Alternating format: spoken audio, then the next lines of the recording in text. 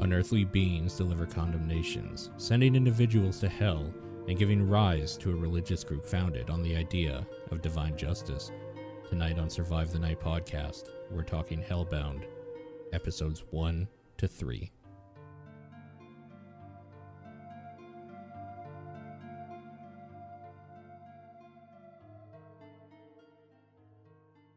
We're now recording a podcast. Awesome. Together. We're doing it just that easy. So, a lot of the people that listen to my stuff obviously know who I am, but why don't we do a little introduction? You are Lexi, a person that I've known for a long, long time, although we don't talk very often or haven't. This is true. This is true. Hi, I'm Lexi Fatale. I like spooky things. So, I play a lot of spooky video games. I stream that on Twitch. And I watch a lot of horror movies and shows. Yeah. Who better person to talk horror things with, right? Well, yeah. So when you posted on Twitter and you're like, yeah, I want to talk more horror stuff. And I was like, oh, yes? Like, what kind? This is literally my pastime. Yeah. I'll talk about this. What are we watching? I'm down. Yeah. This kind of started because the thing that really started it is Squid Game was on, and I needed somebody to talk to about that. Thankfully, one of my friends that I've talked to a lot about stuff and podcasted with, he also watched it, so I was like, okay, that's taken care of. Then a show called Midnight Mass came out, and I wanted to talk about that. Nobody's talked about it with me at all. There was nobody to talk to about it. And then I was just like, this can't keep happening. I need somebody who watches and intakes this stuff so that I can talk to them about it when it's out. Yeah. So, yeah. No, I would have absolutely talked about Midnight Mass with you. I watched that the day after it came out. I had to work, so I couldn't binge it all in one sitting. So I had to do it in 2 sittings. But I watched that, and I had to guilt people at work into watching it, I think. Just so you could talk to somebody about it. Somebody talk to me about this. Yeah. I feel like I do that too often about everything. So it's nice that somebody else is just I'll watch a horror thing. What are we watching? That's great. Yeah, I'm in. Sure. I mean, at this point in time, I was in the process of rewatching all the franchises from my youth, the horror ones. So I've been working through all the Saws and the Final Destinations. Sure. I think my the Descent and the Descent 2 and Ruins and all the Blair Witches. Yeah. The sequels are terrible. I still love the original. Actually, the new Netflix one, I did really like that one. But yeah, no, I'll watch all the spooky things. And then even if it's not my cup of spooky, I'll be like, yeah, sure, we'll put it on. Yeah. Because why not, right? At the worst, you're going to lose an hour of your life or something. Who cares? Yeah. And at that point, I'll probably just draw. And then I'll be like, so how'd you like it? Well, I'll be honest with you. I drew a picture of a butt. I saw that picture, by the way. Oh, thank you. That is a stunning ass that you drew. Thank you. I am really proud of this butt. It's very good. I mean, I think I put 8 or 9 hours into that sketch. Oh man. Just shading a booty. Yeah. But it was worth it. The end, Totally. It turned out so good. I didn't even know you could color with pens like that. It is very, very good. Did you use reference or what the hell got you into the mood to draw a butt? I didn't know what to draw. So okay. I was like, I don't know. Let's screw around with some lighting. That's fun. I like screwing with lighting. And so then I did a portrait of Wendy from Final Destination 3. And I was like, man, faces are kind of hard to experiment with this lighting. And like, I don't want to do something lame like an apple. Oh, I'll do a butt. Okay. So I just found like a free stock image of a butt and then Gotcha. figured out my own lighting. Okay. Yeah, so I didn't reference the lighting. It was, I'm pretty sure, if it wasn't a black and white picture, it was just like a normal white light type picture. Sure. But yeah, I'm still not artsy enough to be able to like envision how a sheet falls. I need a reference. Yeah. Yeah. I mean, who cares though, right?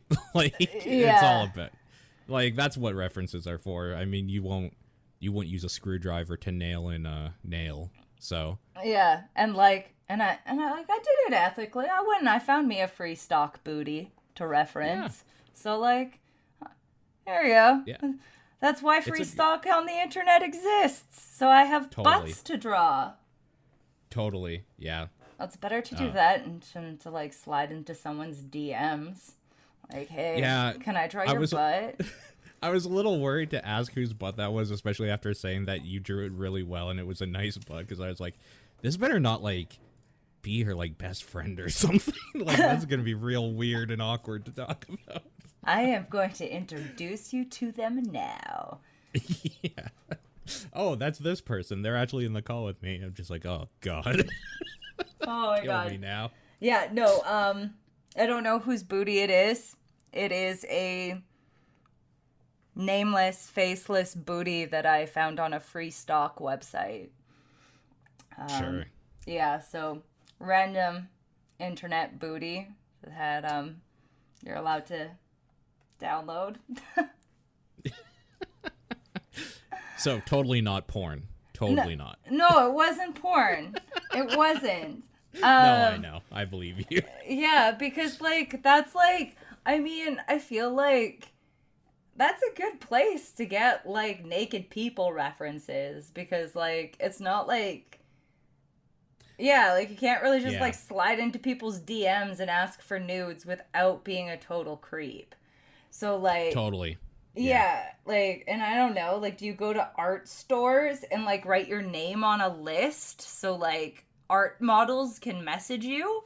Like, and then what, do I have to pay them a lot of money? Like, I can't afford that. Paint's expensive. Yeah. Yeah, so, I mean, except, like, then that's somebody else's art, and, like, you know, I don't want to, I'll just use the free booties, the free, copyright-free booties. Those Exactly. ones. Yeah. The copyright-free booties, and then when I run out of copyright-free booties, then I can start treading into, like, hey. Paying models, yeah. Yeah. Or, like, well, you know, or I could just do commissions of other people's nudes. So, like, I just got to figure out a way to be like, look, send me your nudes and I'll draw them for money. Sure. There's probably a market. I mean, there's the boudoir photography and stuff. I'm sure there's a market for that, for, like, women giving their, like, significant others, like, Valentine's Day gifts or whatever. Like, I'm sure there's a market for that. Yeah, so, like, let's target really rich women. Yeah. And then they'll absolutely want to get a really obnoxious naked portrait of themselves to hang above the fireplace in the bedroom. Totally. Yeah, totally, right? Yeah. Yeah. Yeah. That's some haunted mansion shit, right? Yeah, like legacy portrait nudes. So like be remembered for decades of having the most bomb-ass booty in the family. Yeah. Oh man, it's so dumb, but I'm sure there's somebody that would do it. And then you know what? And like now, full stop. It's like a goal is to get commissioned by like Cardi B. Oh yeah, or Meg the Stallion or whatever. Yeah, like that group. I fucking love Meg the Stallion or whatever her name is. Right? Yeah, Like, she's so good. I feel like they would totally want to celebrate their bodies on a painting for eternity. Totally. And like, I'm all for it as long as it's consensual. exactly. That's why I have to get Yeah. commissioned, right? That's why it's a long-term goal. Like I gotta get so good at painting nudes that they'll be like, yo. Yeah. Of all the people I want to paint my butt, it's you. Yeah, it's Lexi. Yeah. In Canada. Yeah, it's that weird blue-haired girl that plays video games and screams on the internet a lot. Yeah, that one. Yeah, I want her to paint my ass. Yeah, exactly. Yeah. Well, it's a niche. Everybody needs one. Yeah. So if I ever get an OnlyFans, I won't It'll be just be naked. drawing. It'll just be naked art. And it'll just be Lexi painting people's nudes. Yeah. I mean, there's ones for like furries and stuff, so for sure that would be a thing. Yeah, 100%. and like they won't take it down, but Twitch would totally take it down. So Yeah, like literally every other place on the internet will. yeah, so it's like, you know what, this is about art, but I don't feel Yeah. like fighting with anyone over like body parts. So we're just gonna go on the body part friendly platform. Yeah. Yeah. There's no easy segue back to horror movies, but I am interested just for your background a little bit more. When did you get into horror? What were some things growing up that like maybe shaped you into like who you are now, essentially? Oh, yeah. So when I was really little, I would totally sneak downstairs while my dad was watching X-Files. Oh, yeah. Yeah. And then, like, I would hide behind the couch and I would watch it. And he totally... People are like, oh, your parents knew. I'm like, no, they did not know. They did not know because it, like, traumatized me. I was so fucking terrified of aliens. They have no idea where it came from. And I'm like, you do realize I snuck downstairs and hid behind the couch to watch X-Files with you guys, right? Yeah, that'll do it. Oh, no. We did not realize that. What? It's like, yeah. It's really easy. I just assumed I went to bed. It was great. I just had to be quiet. And then, I guess I just liked scary movies because, like, you know, people watch scary movies around Halloween, and then I liked them. Sure. I remember for my, I think, like, maybe my 10th birthday party, we had a slumber party, and I totally made everybody watch a horror movie, and a girl totally locked herself in the bathroom and cried. Yeah, I was kind of wondering if growing up you were that girl. Yeah. Were you the weird one that people liked or whatever? Like you had friends obviously, but like we did not share the same interests. Yes, so like that's okay. Yeah. So like I would go and do their things, and occasionally they would pity come with me to a concert and be like, Okay. oh, I do not belong here. And I'm like, it's okay. Whee! Definitely, like, yeah, no, that was definitely me. Yeah, I was the weird girl that made everybody watch a scary movie at my birthday party, and a girl totally locked herself in the bathroom and cried for, like, hours. I traumatized That's her. great. We're still friends now, though, so I wasn't a total monster. Sure. And it was only PG-13, so it wasn't, like, terrible. It might, you know. Do you remember which movie it was? Something about, like, I want to say Komodo, maybe? It was a creature feature. Oh, really? Komodo. I'm Googling it now. Sure. 1999. Yeah, it was definitely Komodo. Oh, that's what it's called? Okay, great. Yep, Komodo. From Yeah, the I just writers looked it of Anaconda and the special effects creator of Jurassic Park. Komodo! God, this looks so bad. These scores are actually not as bad as I thought they would be for how this looks. They're bad, but like I thought they would all be ones and stuff. IMDb, it has a 4 out of 10. Damn. All right. Yeah, I don't know what else I can really say about it because when did it come out?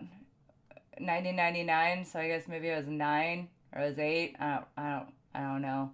But it's Sure, the right yeah. time. Yep, that's definitely the movie it was. Yeah. I'm trying to see what it was rated. Yeah,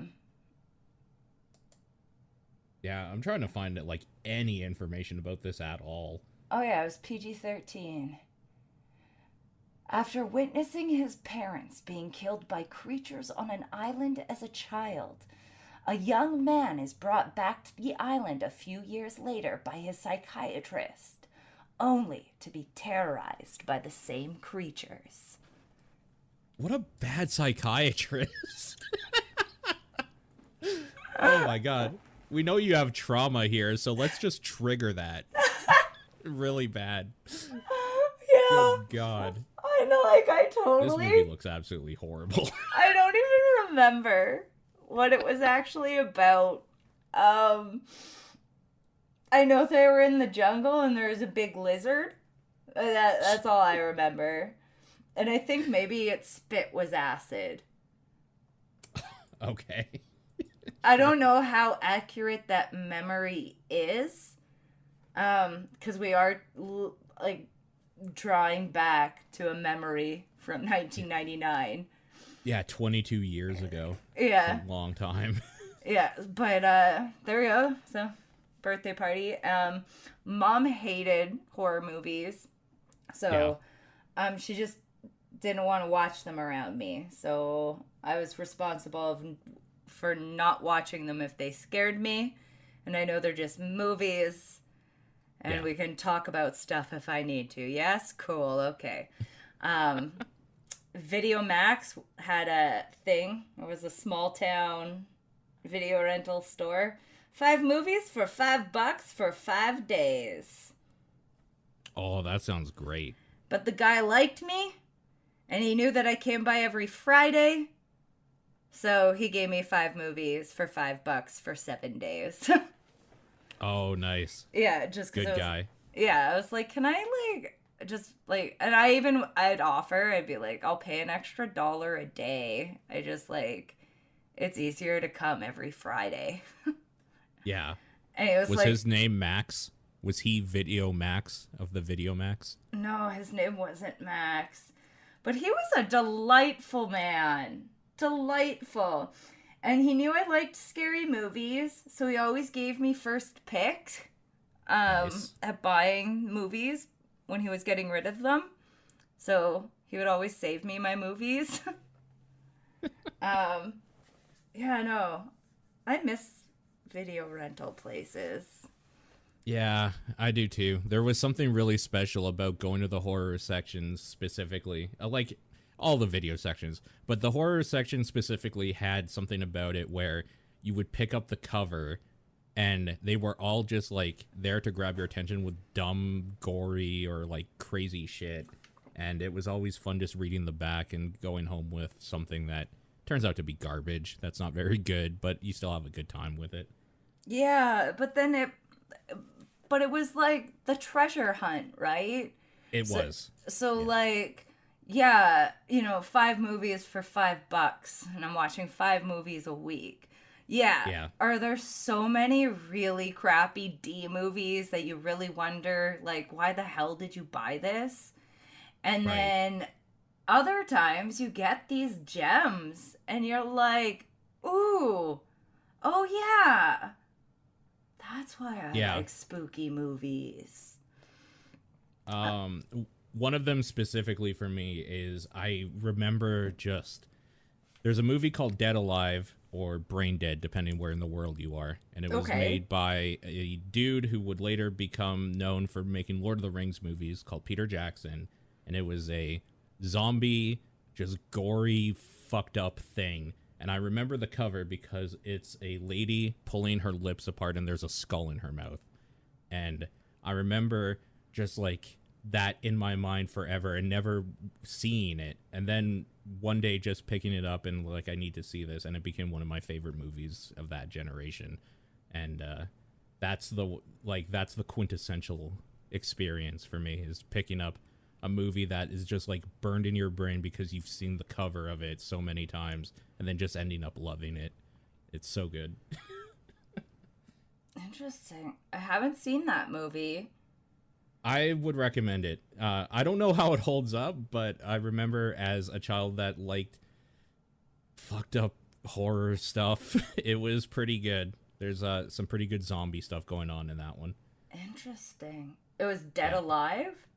Yeah, it's called Dead Alive or Brain Dead. It depends where. I think here it might be called Dead Alive. All right. I don't know. Google will guide me. Google True. will guide me. True. Movies I watched a lot of. So, like, growing up, we'd always watch. As the older you get, people always go through a phase where they're like, for slumber parties, we can totally watch the scary movies, right? Where, like, Sure. It's like time for the weird girl to shine. Sure. I know what movies we're gonna watch. Yeah. But oh fuck, where the hell was I going with this thought process? There was a story here, and then my brain was just like, nope. Oh, about like parts of your life where. Oh yeah. Okay, so we would always watch scary movies, and we would always finish it off watching like Sleepy Hollow with Johnny Depp. Yeah, sure. But it was always the last movie of the night, so I fell asleep in it all the time. Oh, okay. So then it turned into the movie where if I couldn't sleep, I would just put on Sleepy Hollow. And Sure. I can honestly say that I have watched that movie up until they pop the part where the Headless Horseman cuts a guy in half on the bridge. Yeah. Okay. I've easily watched that like 400 times. Like there was like a couple years there where I like would just throw that movie on before bed and just like fall asleep to it. And like guy would die on the bridge and you'd see the two like halves fall apart and then like I'd fall asleep. So I've watched the beginning of that movie hundreds of times, but I think I've only seen the ending like 3 times. That's hilarious. Yeah. Okay. I can see. I've definitely fallen asleep in that movie a couple times myself. Definitely not that much as you, but...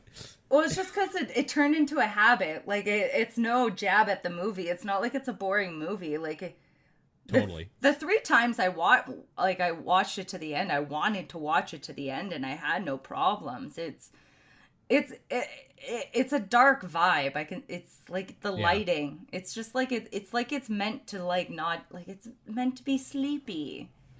Sure. It's like a cozy spooky small town. Witches. Yeah, no, I agree. Yeah. But yeah, so I've also watched the beginning of that really like a lot. Yeah. Fair enough. Fair enough. So I feel like that's my horror origin story. And then Your now origins? My origins. I like that. It's good. Oh, that's actually a really good name.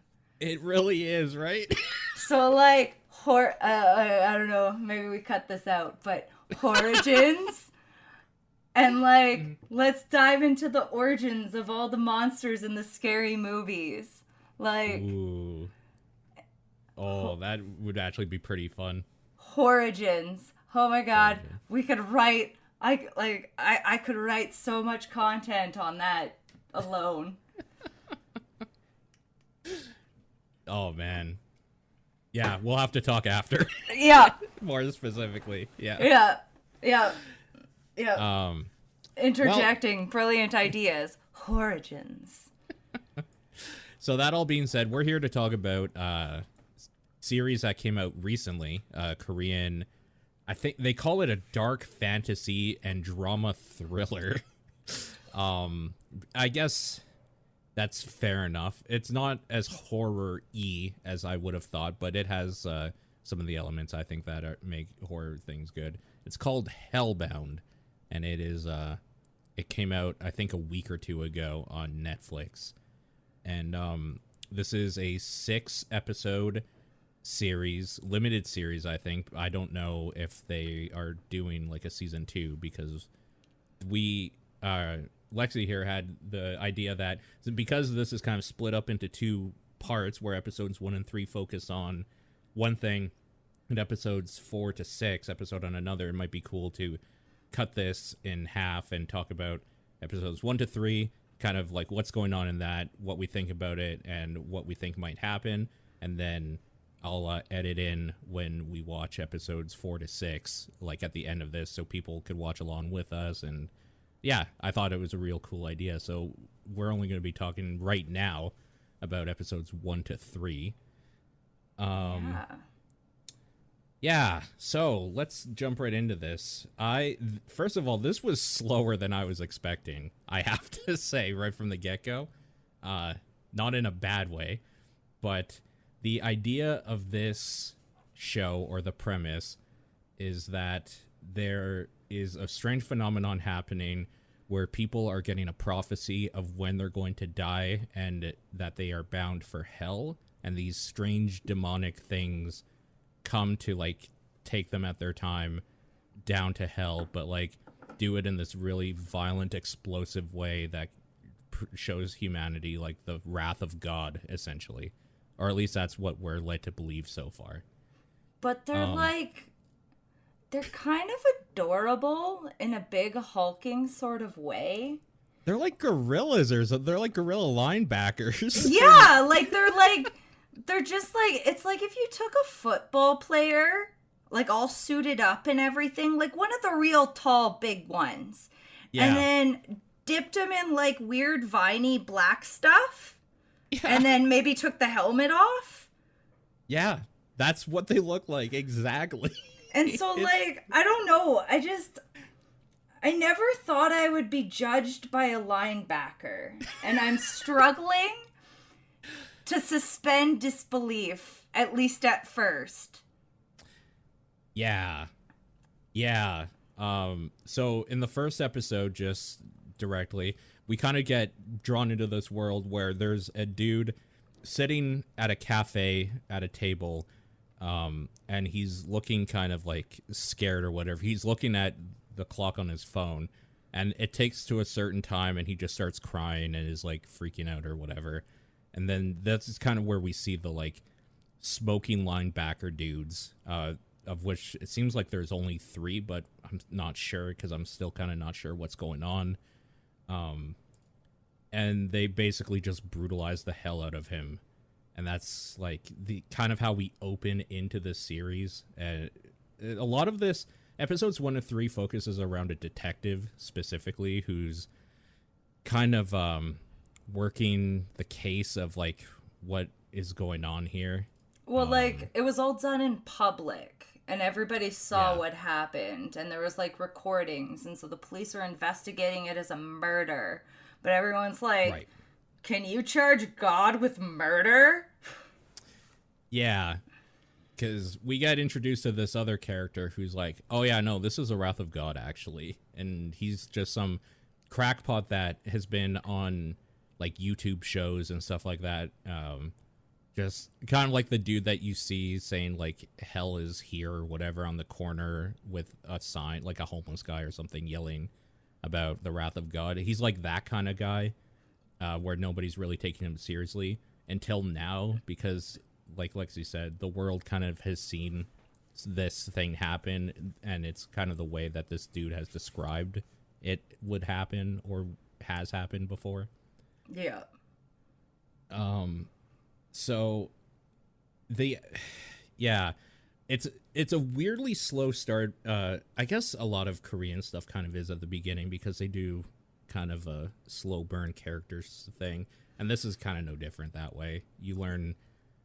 I love Korean stuff, but I have a hard time remembering names when they're Korean.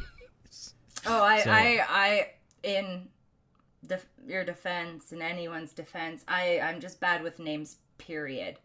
Okay. So, I generally remember people based on what they do. Yes. I usually have to watch a movie a few times to really get their names, unless it's like really obvious, like the redhead is called Red. Like, okay, Sure. I can follow that. Or like Uh, nicknames are usually yeah, okay. but like, yeah, like I don't remember names. Yeah. So as I'm referring to people, it'll be Preachy Priest Dude, the Yep. Okay. detective, Yep. the lawyer, the Okay. woman sentenced to death and her children. And the other woman. Yeah. Um, you know, like, Yeah. yeah, so, um, it was definitely a slow burn, but I kind of felt like over the course of the 3 episodes is that they really, really wanted to set a stage. Yes, for sure. Like, they wanted to show you the like political climate. They wanted to show you how people are responding to things they can't explain, and how like the public is responding, how different religious cults are responding. Like there was all these kind of insidious layers of everything kind of responding. And Yeah. I felt like it was like a slow, and then like I don't know, a third of the way through the 3rd episode, it's like, oh yeah, you know this whole like thing we were talking about. Let's just Yeah. get really fucking real with the plot now. It pops Uh, off. Yeah. and then like it's just like that last like 2/3 of that 3rd episode, and I'm like, okay, I'm hooked. I'm in. I'm infested. I need to know what's next. Yeah. I need to stop now so we can talk about it though. And that yeah. Yeah. That was a rough. I mean, it's a good stopping point for sure. Cuz like the end of the 3rd episode is there's obviously a time jump, although I don't think it says how much, and there's a character we haven't seen yet, and that's kind of how it ends. It's like, "Oh, fuck, what?" Yeah. So, yeah. It's a good stopping point. It was a good idea for sure. No, it's a good stopping point. Yeah, no, it's they set a beautiful stage. I've been a big fan. So like back to movies I love. Hmm. One of my favorite horror movies growing up was a Korean flick. It was A Tale of Two Sisters. Okay. It is, Never seen it, but I know of it. oh, it is like it's a slow psychological what? And then it just kind of makes you sit uneasy for a few days. Highly recommend. I'm not going to say anything else because I don't know how to explain it without spoiling it. Without ruining it. Yeah. So there's two sisters and then shit goes down. Okay. Yeah. Um, Sure. Fair enough. My the thing that dragged me to this specifically is it's directed by Sang-ho Young, who did one of my favorite Korean zombie movies called Train to Busan a few years back. oh, And I still have to watch that. yeah, it's very good. He did a follow-up like that is kind of a sequel to that called Peninsula, but I've heard less than good things about it, so I'm a little afraid to go into it. That only came out last year, so that one's pretty recent. Interesting.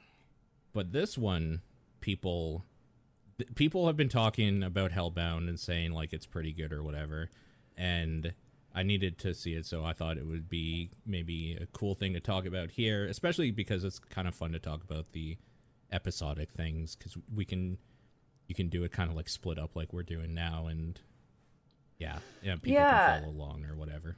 And I do feel like it was done in like 3 acts. Like I feel like I watched like a movie that was set Yeah. up with a big old cliffhanger. Like I feel like this was like a big prequel to Yeah. like a final piece.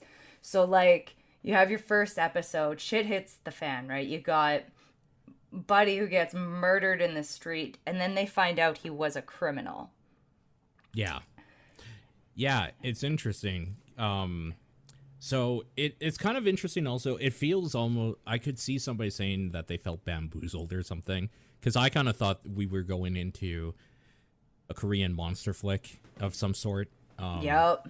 And what it actually is how people and the masses deal with the unexplainable, and like how the worst of humanity comes out in it with it.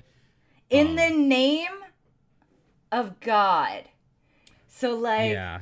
like I will say the first two and a third, 2.5 episodes there, I was like, this feels like some preachy ass Catholic shit. Like, It does. did y'all sit down with my old Catholic school teachers and try to think of a good way to make like this is starting to feel really forced. Yeah. So like spoiler warning, are we spoiling it? Yeah, we'll talk openly about it. So this is assuming from this point on specifically that you've seen episodes 1 to 3. And all of episode 3, because like Yeah, for sure. we're about to like spill the beans on episode 3, where like it's important you've watched it. Yes. Yeah. Yeah. So with that, it was like this whole time. So this guy, they find out that he's a killer. Cool. And then the next is like the mother. And you're like, why the fuck is this single mom with 2 kids getting summoned to hell? And Yeah. it's a single mom with 2 kids, and that's all they talk about. And I was like, oh man, I hope they're not getting slut shamey here. Like, what if the husband died? What if what? That's the thing too, is that this show actually kind of like subverted my expectations, because I also thought what was her sin, which we find out it's probably nothing, because there's no reason to what's going on. Yeah. So, like, you're asking, okay, like, what's her sin? Like, I'm falling for the fucking Jesus trap here. I know we gotta repent. Yeah. So, you go into this, and then so the religious guy who nobody listened to before, that's suddenly really popular. So he's got tons of investors, and he'll pay her a ton of money so that they can live record it and broadcast it to the masses. Yeah, which she uses to like help get her children a better life, essentially. Yeah. And meanwhile, while this plot is ongoing, you're watching another like religious cult that's going on, where the person is inspiring underage kids to beat the crap out of people.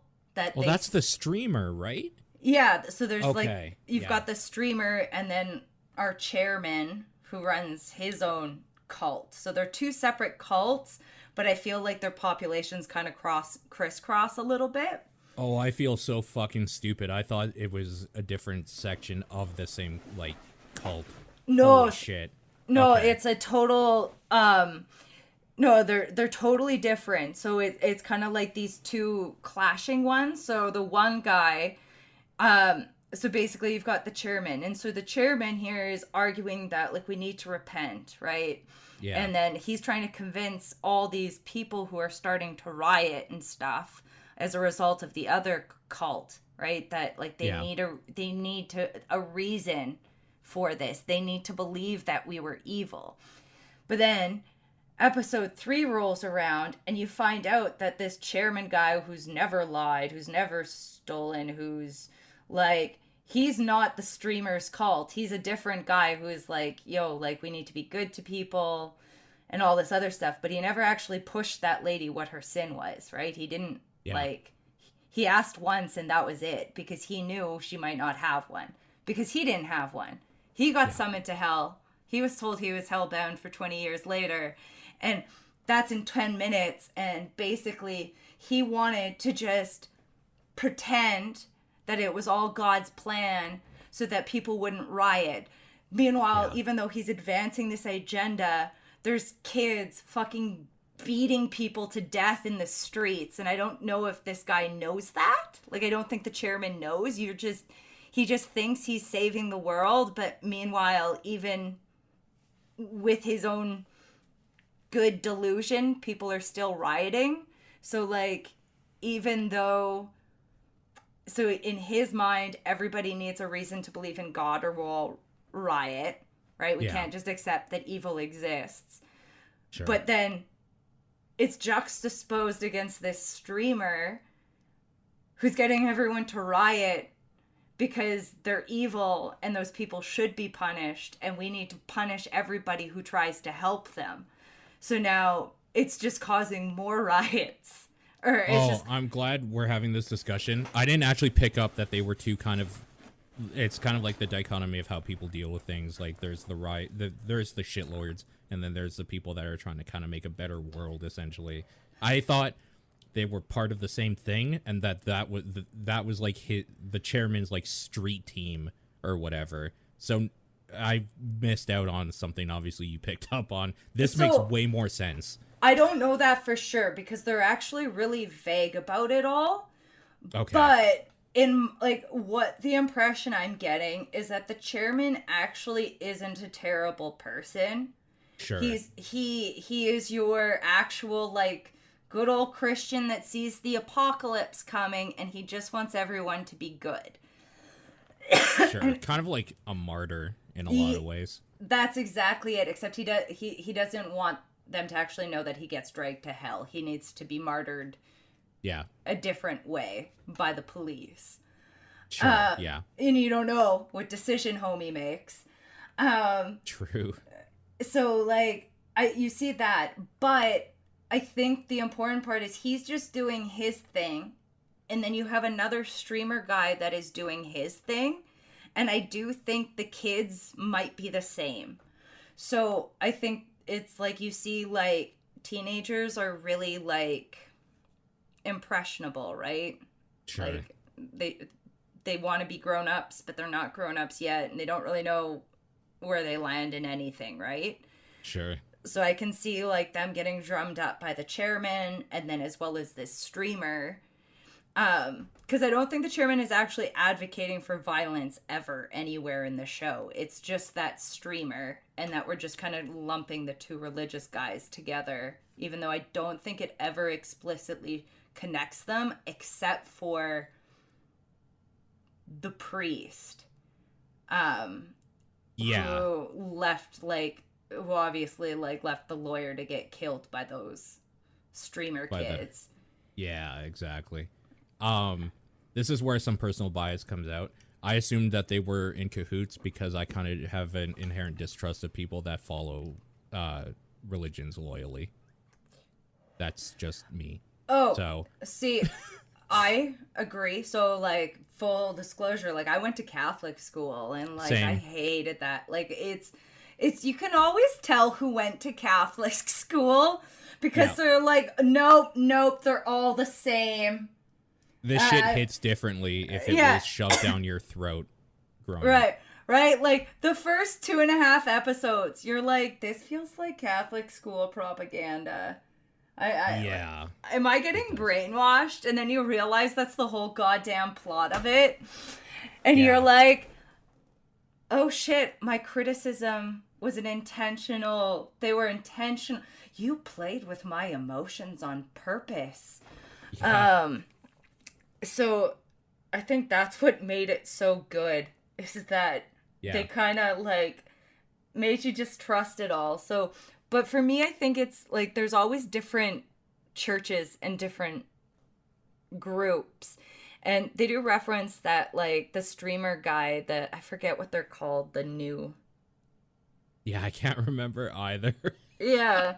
So, like, you know, you have, like, the streamer peep, and, like, he's just doing his thing, but he's, like, he seems to be, like, an individual that is just trying to start shit, right? He's doxing people and inciting violence. So you just see this as, like, when shit you can't explain happens, somebody is going to step in and capitalize to cause violence for funsies, because turns out people are just inherently shitty. Yeah. And, like, and that we will pay to watch somebody die, like, a ton of money. Like, it was, And you kind of thought about it too, and I was like, this is good propaganda, because like if people were actually getting dragged to hell, allegedly, and there was a live stream, I would probably tune in for like 5 minutes before the clock ticked just to see what's up. Like, okay, I have some names here. So the one we're talking about, the streamer guy, is the Arrowhead. yeah. The other one is the New Truth. The Church of the New Truth. Yeah, so they're like two separate organizations. But I wish I had realized. Honestly, as soon as you said that they were like kind of opposite sides, I was like, during this conversation, I was like, oh, this makes way more sense than I was coming into. Okay. Yeah. So, and it like, yeah, so it was like when you have the big reveal at the end where you find out that the New Truth guy is destined for hell. And he's actually a really good person. So, and I will be honest, I rewatched the 3rd episode twice. Because my initial first reaction when I watched it, and he was telling me that he never sinned, that he never even stole a pencil. Yeah. I was like, yeah, but you send kids to go murder people. Okay, and then I was, so you also, you were on my side for a little there. Yeah, and then but then when they did the reveal there, I was like, that doesn't make sense. Yeah. So I rewatched the episode, and that's when I realized that they were two separate organizations that were both trying to influence the next younger generation. Yes, that makes way more sense. And that also makes sense what happened at the end, where he thought he was leaving that one priest, like the person he talked to when he was younger about the prophecies, in charge because he was a good person, and that priest called the Arrowhead because he wants to kind of unite both sides under his one religion, essentially. To create power. So basically, he, once again, evil person. So everything this guy built, everything he hoped for to achieve as a good person, turns out he's probably going to hell because he accidentally just created the next worst genocide machine of a religion. Holy shit. You just blew my mind. Do you think that's where it's going, where it's kind of like a time travel thing where like they knew his destiny? That's why he's going to hell 20 years later? I don't know. I don't I don't know how far into the future is. I know there's a time jump. So I feel like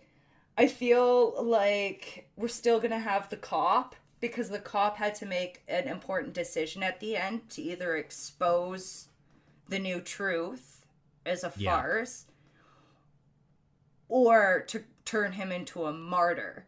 And so I don't know if they're trying to suggest that turning New Truth chairman into a martyr will stop people from going to the Arrowhead and murdering everybody.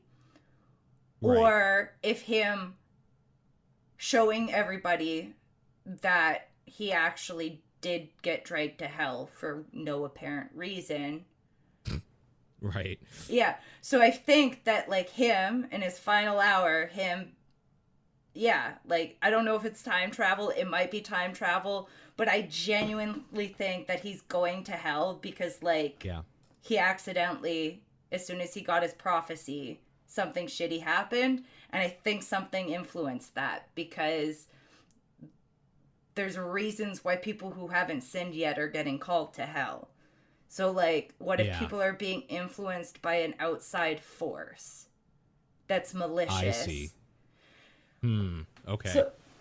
So I feel like we just have this stage where we know that society is on like a breaking point. Like, is this new religion going to be built on genocide? Because the riding children with baseball bats who are murdering people in parkades are indicative that they're probably not going to be very nice to others. Yeah.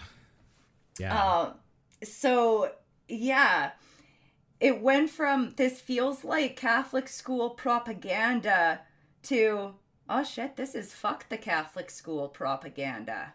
Okay. Yeah, kind of. Like, I gotcha. Okay. I really like the journey we went on together here. Yeah. Yeah. There's But some fucked up shit.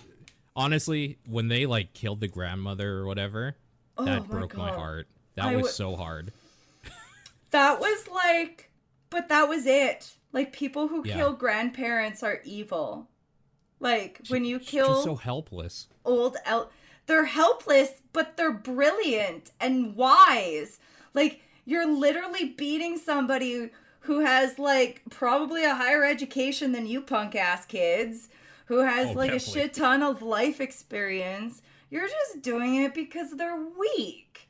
Yeah, fuck. That broke my heart. I hated that moment so much. There's a lot of stuff in this that made me mad.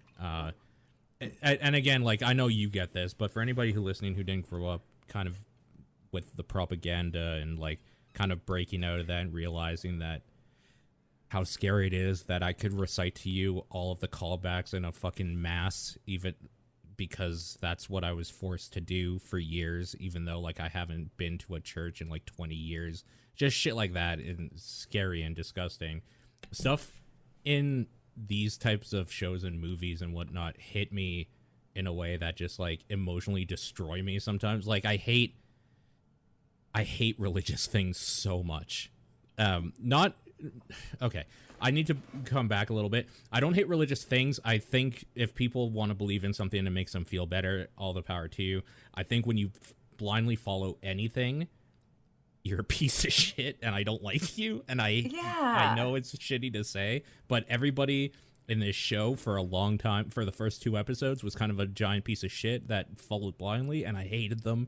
And they were stopping the main characters from doing the right thing, and it was driving me fucking crazy. So the ending felt good and bad at the same time at the end of episode 3, where it's like, I'm vindicated for hating the people that follow blindly, but also, like, things are real bad now for everybody. Yeah. Things are really bad. Things are really, really bad for everyone right now. Like, what were those? The Crusades? Yeah, those weren't Yeah, good. There is nothing good about those. yeah, no. Nothing. Exactly. And that's like, y'all running around with your baseball bats? Yeah, that's what those were. That was, you just had a bunch of just mobs of people murdering people.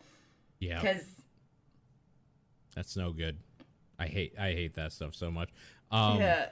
I thought it ended off on a cool way where it has like obviously a character we haven't seen yet, and he's on the phone or something. But the way it ended, like right before the cut to whatever, is you see like there's a statue of the 3 demon linebacker dudes in like the middle of like the square or whatever. So obviously time has passed, although it's not clear how much.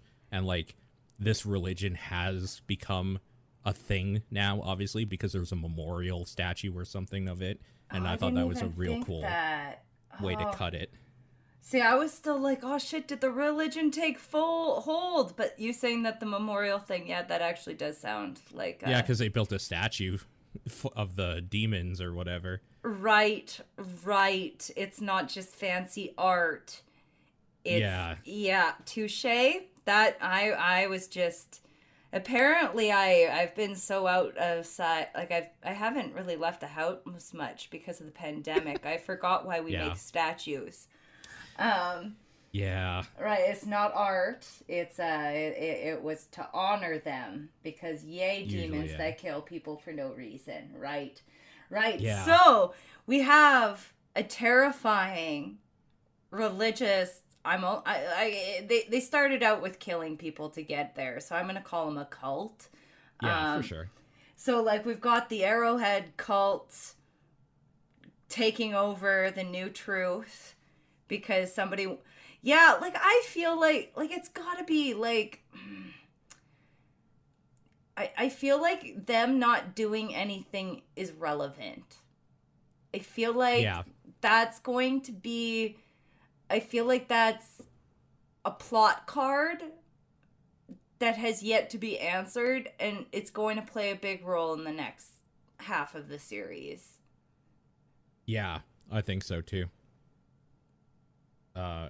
I I am so interested in what the hell is going on with the actual, like, are these actual demons sending dudes? It must be, because the prophecy thing is too supernatural for them to not be real, right? To be figments of something. They have to be real, obviously. So they have to be real otherworldly beings. But, like, are they godly, or are like, they what aliens? Yeah, like, exactly. Like, are we gonna have like a big government alien conspiracy twist coming up? Are we gonna have like, are they not? Or maybe it's like, you know, in Supernatural, how like lots of times it wasn't actually a bad reaper or demon, it was a bad witch or person doing magic who shouldn't be controlling things and killing people. That's And what all, I'm thinking. and then they just had to set it free, and then they murdered whoever caused shit, and then they go home and they never come back. Right. Yeah. So, like, you know, maybe it's one of those scenarios, and there's like another baddie at play here who also had a prophecy, who basically then, with their prophecy, knew that they had to take out chairman of the New Truth at a certain time, a certain way. Like, it is way too coincidental that everything happens around the time that they kill him. Yeah. The only thing I can think of is, like, he was condemned to death to create a dangerous religious cult. So, because people are so easily corrupted, what if that was the end goal and this is some weird, like, apocalyptic devil power play that's using religion against the people? Sure. To, like, conquer them. That would be interesting. Yeah, that would be kind of cool. Yeah. But, like, I have no idea where we're going. Me neither. That's interestingly. Sorry, go on. No, I was like, after I finished, I was like, so we're like recording, right? Because like I might, like, I want to hit play. Yeah. It's like paused on the start of episode 4, and I'm like, yeah. I know I want to have this conversation, and I'm glad I waited, because this is a really good conversation and it's fun to speculate. Yeah. I think this is really good. It's especially for like for anybody listening, if they just watch the whole thing, you'll hear like the second part in like a few minutes or whatever. But for us, we're gonna have to like schedule another recording time. So exactly, but we'll schedule it. But you know, we're turning off. I'm like eating this file over to you, and I'm going downstairs, and I'm turning on Hellbound. Like, I'm probably just gonna finish it tomorrow. Maybe tomorrow night. We'll figure a time out. Yeah. I'm finishing it tonight, like, regardless. I was gonna watch The Ruins again, potentially. Yeah. God, that's a good movie. But, yeah, no, I'm finishing Hellbound tonight. That's like, I need to know where this is taking me, because this is one hell of an interlude. So, yeah, I think that's as good as any part to stop recording right now and say, if you're listening, you can finish off now too and come back and pick up from this part. And yeah, we'll be back with our thoughts on the last half. So we'll see you then. I'll see what we got right.